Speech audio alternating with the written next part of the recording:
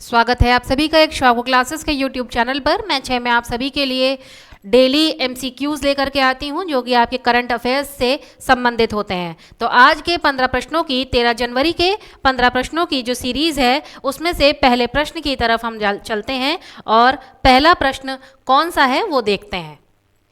पहला प्रश्न पूछ रहा है हमसे कि पंजाब सरकार ने राज्य को पूरी तरह से नशा मुक्त बनाने के लिए कौन सी पहल शुरू की है। कौन सी पहल, ये पहले नहीं पहल है, कौन सी पहल शुरू की है।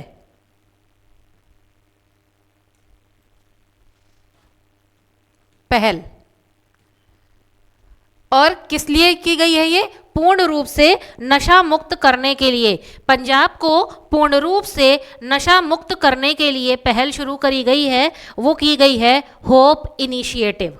होप इनिशिएटिव, ऑप्शन सी इसका सही उत्तर है। पंजाब सरकार ने होप इनिशिएटिव को शुरुआत की गई है।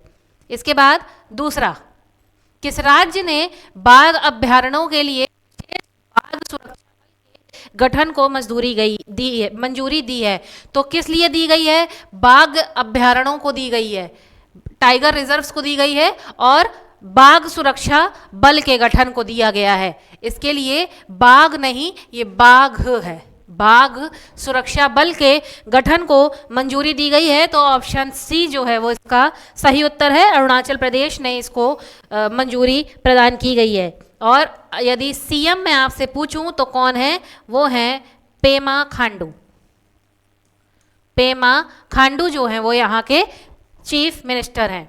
इसके बाद प्रश्न संख्या 3, पीएम नरेंद्र मोदी किस राज्य में 511 प्रमोद महाजन ग्रामीण कौशल विकास केंद्रों का शुभारंभ किया है? 511 कौशल विकास केंद्रों का शुभारंभ किया है और उसका नाम क्या है? प्रमोद महाजन ग्रामीण, ये प्रिंटिंग एरर है, ये ग्रामीण लिखेंगे, ग्रामीण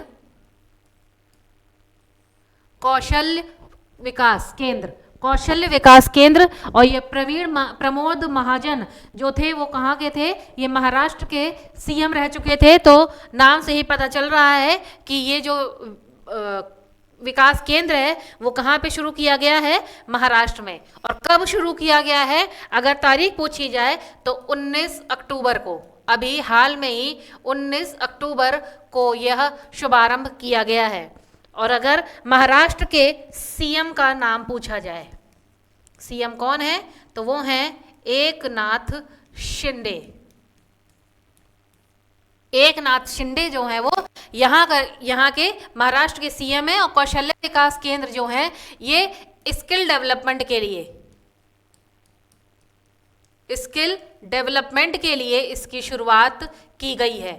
जो बच्चों में, लोगों में हुनर होता है उसको निखारने के लिए और उसको उस स्किल को आगे बढ़ावा देने के लिए, स्किल डेवलपमेंट के लिए ये ग्रामीण कौशल विकास की कामना करी गई है, शुरुआत की गई है।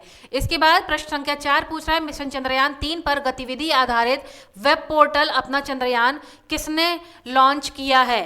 तो प्रश्न संख्या 4 में धर्मेंद्र प्रधान, इन्होंने लॉन्च किया है। ऑप्शन बी, धर्मेंद्र प्रधान ने ये पोर्टल लॉन्च किया है। और ये जो है ये कौन है? शिक्षा मंत्री हैं। धर्मेंद्र प्रधान जो है वो हमारे शिक्षा मंत्री हैं। इसके बाद प्रश्न संख्या 5, राष्ट्रीय फिल्म पुरस्कार 2023 में सर्वश्रेष्ठ अभिनेता का अवार्ड जीतने वाले पहले तेलुगु एक्टर को पूछ रहा है। राष्ट्रीय फिल्म पुरस्कार में सर्वश्रेष्ठ तेलुगु एक्टर, तो वो हैं अल्लू अर्जुन। ऑप्शन सी, अल्लू अर्जुन जो है वो पहले तेलुगु एक्टर हैं जिन्होंने राष्ट्रीय फिल्म पुरस्कार 2023 का अवार्ड जीता है। इसके बाद प्रश्न संख्या 6, किस फिल्म ने सर्वश्रेष्ठ फिल्म का राष्ट्रीय फिल्म पुरस्कार जीता है? अब इस वाले प्रश्न में पूछा जा रहा है फिल्म ने, कौन सी फिल्म ने सर्वश्रेष्ठ राष्ट्रीय फिल्म का अवार्ड जीता है? तो वो जीता है ऑप्शन नंबर बी, रॉकेट्री ने। रॉकेट्री द नाम्बी इफेक्ट, ये मूवी थी आर माधवन, इसमें जो है वो अभिनेता हैं, आर माधवन अभिनेता रहे हैं इसमें, और इन्होंने इनकी ही ये जो फिल्म है रॉकेटरी, इसने सर्वश्रेष्ठ फिल्म का पुरस्कार जीता है। और ये एरोस्पेस इंजीनियर की कहानी थी, एक एरोस्पेस इंजीनियर की जो दिक्कतें, परेशानियां, संघर्षों की कहानी थी रॉकेटरी। इसके बाद प्रश्न संख्या 7 पूछ रहा है, विदेश मंत्री डॉक्टर एस जयशंकर ने किस देश में महात्मा गांधी की प्रतिमा का अनावरण किया गया है। तो इसमें दो बातें हमें पता चली कि विदेश मंत्री कौन है हमारे, एस जयशंकर, और किस देश में उन्होंने महात्मा गांधी की प्रतिमा का अनावरण किया है, तो वो किया है वियतनाम में। वियतनाम में इन्होंने महात्मा गांधी की प्रतिमा का अनावरण किया है, और किस शहर में किया है। अगर शहर की बात पूछी जाए तो हो ची मिन में, हो ची मिन शहर में, वियतनाम के हो ची मिन में इन्होंने क्या किया है, महात्मा गांधी की प्रतिमा का अनावरण किया है।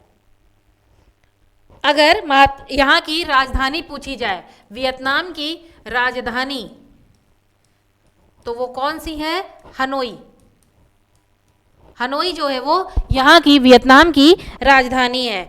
और वियतनाम के राष्ट्रपति का नाम अगर आपसे पूछा जाता है, वियतनाम के राष्ट्रपति का नाम अगर पूछा जाता है, तो यहाँ के राष्ट्रपति हैं वो वान थुओंग, वो वॉन थुओंग, ये यहाँ के कौन है, राष्ट्रपति हैं।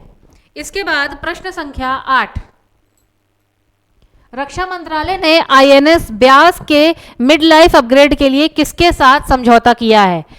कौन सी है ये किए गई है रक्षा मंत्रालय के द्वारा आईएनएस ब्यास अपग्रेड के लिए किसके साथ समझौता किया है। तो वो समझौता इन्होंने किया है कोचीन शिपयार्ड लिमिटेड के साथ। कोचीन शिपयार्ड लिमिटेड के साथ ये समझौता किया गया है।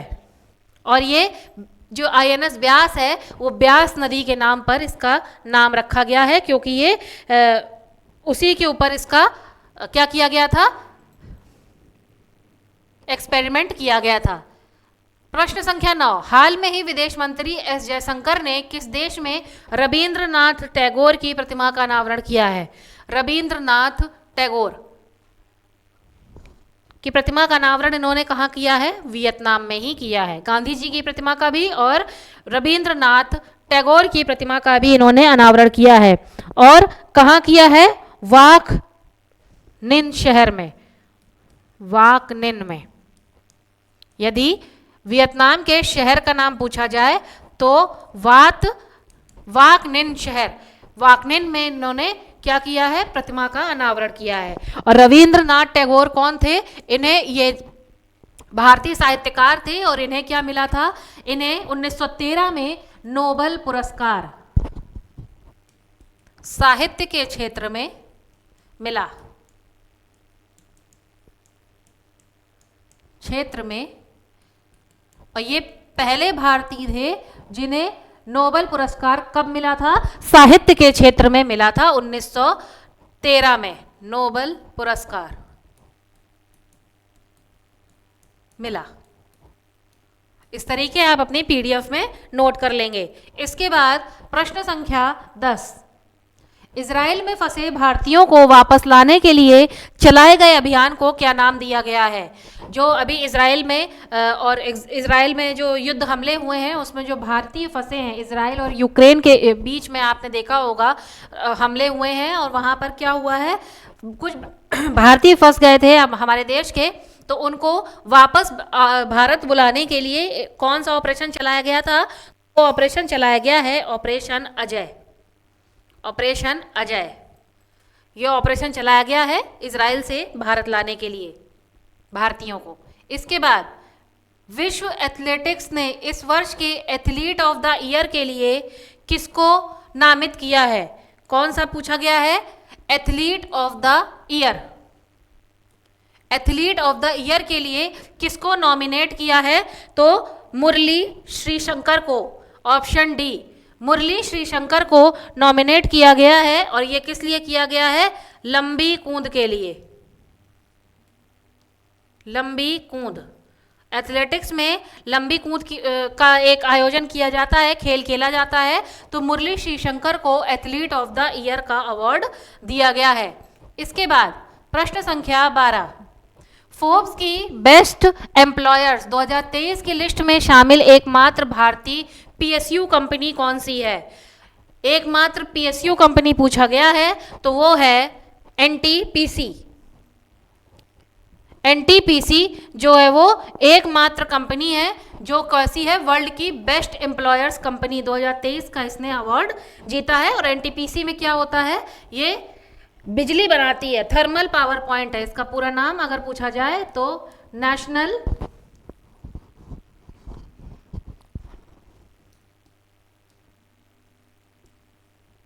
Thermal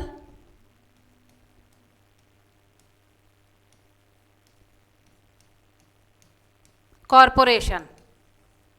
national thermal power corporation जो है वो एनटीपीसी का क्या है, फुल फॉर्म है, और ये विद्युत बनाती है, बिजली बनाती है। इसके बाद 13वां, सड़क परिवहन और राजमार्ग मंत्रालय के द्वारा शुरू सेतुबंध योजना के तहत किस राज्य में 7 पुलों का निर्माण या 7 पुलों की परियोजना का क्या दिया गया है, मंजूरी दी गई है? तो वो अरुणाचल प्रदेश को दी गई है। अरुणाचल प्रदेश में 7 नए पुल बनाने की क्या करी गई है, योजना शुरू की गई है। और अरुणाचल प्रदेश की राजधानी आप सब जानते हैं क्या है, ईटानगर। और सीएम कौन है, अभी मैंने इसी वीडियो में आपको बताया कि इसका यहाँ के जो सीएम हैं वो हैं पेमा खांडू। किस राज्य ने गंगेटिक डॉल्फिन को राज्य की जलीय जीव घोषित किया है? अर्थात गंगा डॉल्फिन, गंगा डॉल्फिन का कहाँ का क्या है, राष्ट्रीय जीव डॉल्फिन। गंगा डॉल्फिन कहाँ का राष्ट्रीय जीव है? तो वो है उत्तर प्रदेश का। उत्तर प्रदेश का राष्ट्रीय जलीय जीव पूछा जाए तो वो है गंगा डॉल्फिन। इसके बाद प्रश्न संख्या 15, आज का 13 जनवरी का 15वां प्रश्न, भारत और तंजानिया ने रक्षा सहयोग के लिए कितने वर्षों का रोड मैप तैयार किया है? कौन कौन से देश के मध्य हुआ है ये? भारत और तंजानिया। किस लिए किया गया है? रक्षा सहयोग के लिए। कितने वर्षों का रोड मैप तैयार किया गया है? तो ये है 5 सालों का रोड मैप यहाँ पर तैयार किया गया है। तो आज के ये जो 15 प्रश्न हैं वहाँ पर आज का 13 जनवरी के 15 प्रश्नों की ये सीरीज यहीं पर समाप्त होती है। और आज का क्वेश्चन ऑफ द डे कौन सा है? क्वेश्चन आप मुझे बताएंगे, अरुणाचल प्रदेश के गवर्नर, अरुणाचल प्रदेश के गवर्नर कौन है?